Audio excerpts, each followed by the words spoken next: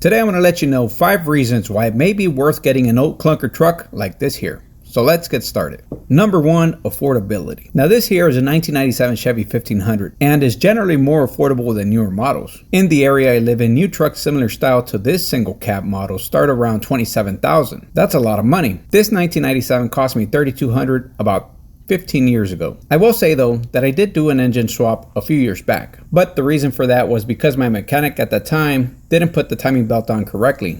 And before I knew it, the engine started knocking before I even picked it up from the shop. The reason I took it to the shop was just to replace some simple gaskets that were leaking. My mechanic encouraged me to change the timing belt and well, things didn't go as expected. So if it wasn't because of that, who knows, maybe the original engine would still be running. But even with the engine swap, which cost me about $4,000 about 7 years ago, motor and labor, I practically had a new engine that will hopefully last me at least another 100,000 miles. So with a $4,000 engine swap, that still puts me at around $7,200 spent in 15 years for this vehicle. Obviously that doesn't include maintenance like oil changes, that's a separate expense. But $7,200 is what you would probably be paying each year if you finance a new $27,000 vehicle for 4 years. So I think I'm better off just doing small repairs on my old truck every now and then. Number 2, simplicity. Talking about repairs, older trucks like this one often have simpler mechanics compared to modern vehicles. You have less wiring, less computers controlling practically everything for your vehicle, so you don't need to get any special expensive diagnostic machines when your engine light turns on. I have this Bosch diagnostic scan machine I use whenever I get a check engine light. It's simple to understand, plus it's just as easy to repair. Most of the parts are at arm's reach. You have the compressor on the top, the alternator is easily accessible as well.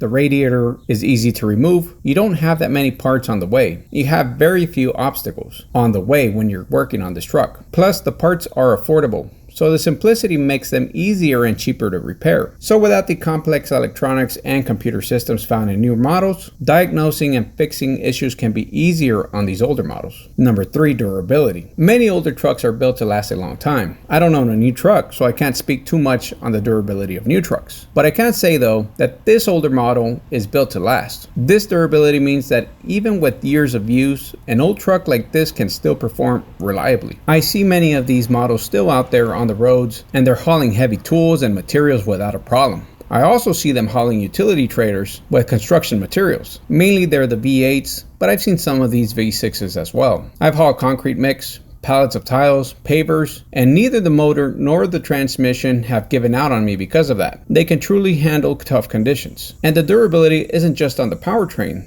The interior has actually held up pretty good as well. The windows still work.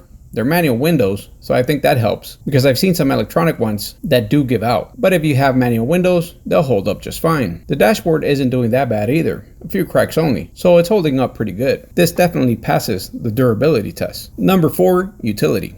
These trucks have plenty of utility. Despite its age, this pickup is still highly functional for many things like towing, hauling, and other tasks that require a truck bed. This truck I own is a short bed. I've used it to haul plywood, studs, to move furniture, appliances, many uses for this old truck. And because I use it so much, it's more prone to getting dents and scratches. But to be honest, I don't mind it getting a dent every now and then when I'm using it. Anytime I put a new scratch on it, I don't see it as something bad. I see it as if I'm adding character to my truck. Which brings me to my last point, number 5.